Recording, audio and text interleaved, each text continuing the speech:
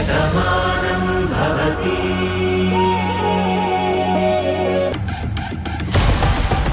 నీ ప్రేమ కోసం నేను నూతిలో దూకాలని అనుకున్నాను, కానీ మునిగిపోతే నువ్వు అన్యాయం అయిపోతావని ఆగిపోయాను. చెరువు లాంటి నా మనసు చేపలాంటి నీ కోసం ఎదురు చూస్తుంది. నా హృదయంలో నువ్వు ఈత కొడుతూ ఉంటే నేను మునిగిపోవాలి అనుకుంటున్నాను, కానీ నా బ్రతుకు ఎడారిలా మారిపోతుంది, పండని పొలంలా మిగిలిపోతుందేమోనని నాకు చాలా భయంగా ఉంది.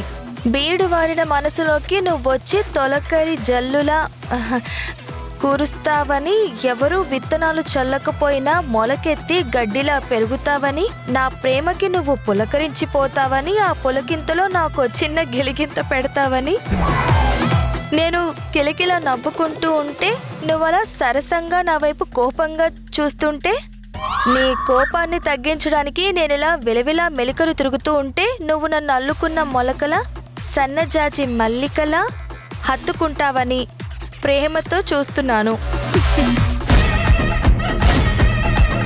ఎంతో ప్రేమిస్తూ ఈ కవిత రాస్తున్నాను.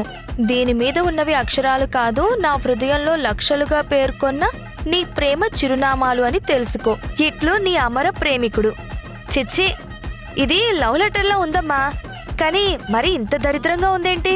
మీ నాన్న బుద్ధి అలా తయారైంది. ఉండు, ఆయన సంగతి ఏంటో చూస్తాను. ఏమండి ఏమండి ఏమండి? ఏంటి జయ అలా అరుస్తున్నావు? మీ వయసు ఏంటి, మీ బుద్ధి ఏంటి? నేనేం చేశాను? అమ్మగారు ఏంటండి ఇది? అయ్యగారు ఇలాంటి వారు అనుకోలేదండి. లవ్ లెటర్ రాసి పని మనిషి మీదకి విసురుతారా? అసలు మీకు బుద్ధి ఉందా? ఏం మాట్లాడుతున్నావు? నీకైనా అర్థం అవుతుందా? నేను రాయడం ఏంటి? అంటే ఇది మీరు రాయలేదా? మీరే రాశారని జ్యోతి చెప్తుంది. ఏంటమ్మా పిచ్చి పిచ్చిగా ఉందా? అదేంటి బాబు గారు, నేను బయట ఊడ్చుకుంటుంటే మీరే కదా ఈ కాగితంని ఉండలా చేసి నా మీదకి ఇసిరారు. అడ్డంగా బుక్ అయిపోయాక తెలియనట్టు దబాయించకండి. అసలు ఏం జరుగుతుందో ముందు నాకు చెప్పండి. ముందు నాకు తెలిస్తే కదా నీకు చెప్పడానికి. అయినా ఇన్నాళ్ళుగా నువ్వు నాతో ఉన్నావు, నేనేంటో నీకు తెలీదా?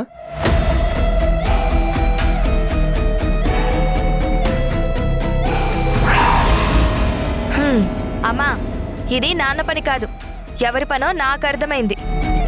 ఓయ్, ఇదిగో నిన్నే, ఇలా రా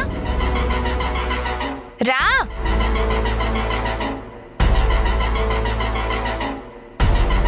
ఈ ఉత్తరం రాసింది నువ్వే కదా? అవును, నేనే.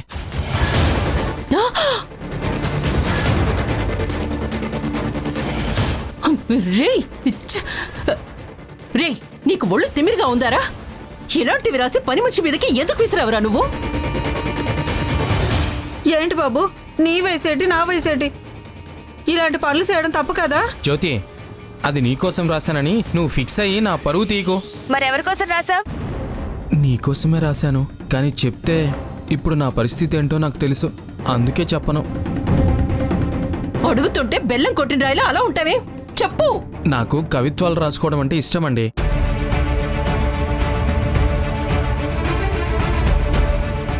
అది బాగా వస్తే నా మనసులో దాచుకుంటాను, బాగోలేదనిపిస్తే ఇలా చుట్టూ బయటికి విసిరేస్తాను. పొరపాటున ఆవిడకి తగిలినట్టుంది, అంతేకాని నేనెవరికోసమో రాయలేదు. నన్ను నమ్మండి, కావాలంటే మీ మీదొట్టు. చూడు, ఇది పల్లెటూరు. నువ్వు కవిత్వాలు ఏమైనా రాసుకోవాలనుకుంటే మీ ఊరు వెళ్ళాక రాసుకో. ఇంకోసారి ఊళ్ళో ఇలాంటి పిచ్చి పిచ్చి వేషాలు వేసావంటే ఏం చేస్తానో తెలుసు కదా? అర్థమైందండి, ఇంకెప్పుడు ఇలాంటి పని చేయను, నన్ను క్షమించండి. అర్థమైందిగా? ముందు వెనక తెలుసుకోకుండా నా మీద అరవడం మానేయ్. క్షమించండి బాబు గారు. అరే ఏంటండి ఇది? అసలు అజయ్ బతకనివ్వడా? వాడు ఎలాగైనా సరే నీలిమ చెడ్డది అని నిరూపించాలని ప్రయత్నిస్తున్నాడు. అసలు వాడు ఎందుకు అదంతా చేస్తున్నాడో నాకు ఇప్పటికీ అర్థం కావట్లేదు. మన ఇంట్లో వాళ్ళకి అన్యాయం జరిగిందని వాడెందుకు బాధపడుతున్నాడు? రౌడీలు చేసే పనులకి అర్థాలే ఉంటాయండి. వాడి వల్ల అతి ఎక్కువగా సఫర్ అయింది మన కుటుంబమే. వాళ్ళు చేసిన పనుల వల్లే అన్నయ్య కూడా జైల్లో ఎన్నో ఇబ్బందులు పడ్డారు. అదంతా మనకి తెలుసు. ఇప్పుడు వాడొచ్చి మన ఇంట్లో మనిషి గురించి మనకి చెప్తే మనమెలా నమ్ముతాం అనుకున్నాడు? ఇంతకీ మీరు వాడికి వార్నింగ్ ఇచ్చారా లేదా? వాడు నీలిమ గురించి చెప్పాలని ఎంత ప్రయత్నించినా కూడా నేనైతే ఒక్క మాట కూడా వినిపించుకోలేదు. నీలిమ విషయంలో ఏం మాట్లాడినా ఊరుకునే ప్రసక్తి లేదని కాస్త గట్టిగానే చెప్పాను. కాని వాడు మాత్రం పట్టువదలని విక్రమార్కుళ్లాగా ప్రయత్నం చేస్తూనే ఉన్నాడు. ఇదంతా ఎందుకు చేస్తున్నాడా అని ఆలోచిస్తూ ఉంటే అది అర్థం కాక తల పగిలిపోతుంది నాకు. సమస్యలు ఏదో ఒక రూపంలో చుట్టుముడతాయని గురువుగారు చెప్పారు కదా.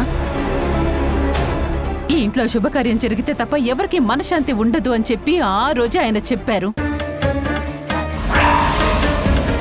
కానీ అనుకున్నటువంటి శుభకార్యానికి ఇన్ని ఆటంకాలు వస్తాయని, ఇన్ని వైపుల నుంచి సమస్యలు ఎదురవుతాయని నేను అసలు ఊహించలేకపోయాను. అరే, పెళ్లికి ఒప్పుకోనటువంటి కార్తీక్ అన్నయ్య మాటల్ని, నా బాధని చూసి తన మనసు మార్చుకొని చివరికి నీలిమని పెళ్లి చేసుకోవడానికి ఒప్పుకున్నాడు.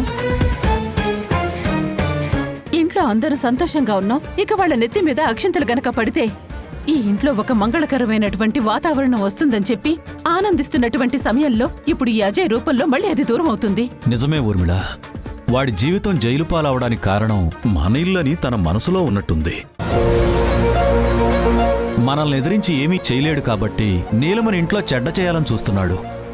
ఒకప్పుడు నీలిమ మీద మనందరికీ కోపం ఉండేది. అప్పుడు తన ప్రవర్తన మనతో అలా మాట్లాడించింది. కానీ ఇప్పుడు నీలిమ తనను తను మార్చుకుంది. మన వాసు ఈరోజు లేచి నడుస్తున్నాడన్నా, మళ్ళీ మనందరితో మామూలుగా ఉన్నాడు అన్నా దానికి కారణం 100% నీలిమయే. ఈ ఇంట్లో ఖచ్చితంగా నీలిమ వల్ల ఆనందం వస్తుందని నేను నమ్ముతున్నాను ఊర్మిళ. అందుకే అజయ్ ఏం ప్రయత్నం చేసినా కూడా, ఏం చెప్పాలని చూసినా కూడా నేను మాత్రం వాడికి వార్నింగ్ ఇచ్చాను. నువ్వు అనవసరంగా ఈ విషయంలో టెన్షన్ పడకు. వాడి గురించి నువ్వు ఎక్కువగా ఆలోచించుకో. వాడికి గట్టిగానే బుద్ధి చెప్పాను, సరేనా? అసలు అజయ్ మామయ్యతో ఏం మాట్లాడాలనుకున్నాడు? వాడి మనసులో ఏముంది?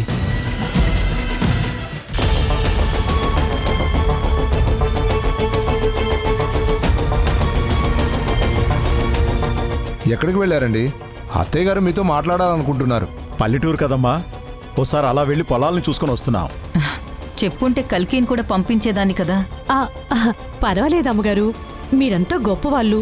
ఏవో పనులుంటాయి కదా. మమ్మల్ని మీ ఇంట్లో మనుషులుగా చూస్తున్నారు, అది మాకు చాలు. మీరు మాతో ఏం మాట్లాడాలనుకుంటున్నారమ్మా? మీ అమ్మాయి కీర్తి చాలా మంచిది.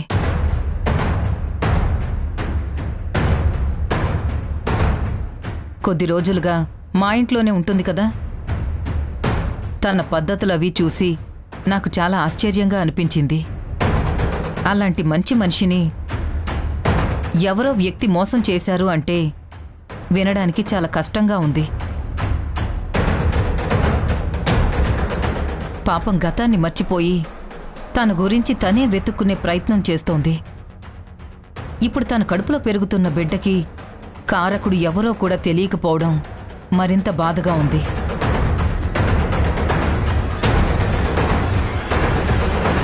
ఆ వ్యక్తి ఫోటో ఉంటే ఇవ్వండి, నేను ఎంక్వైరీ చేయిస్తాను.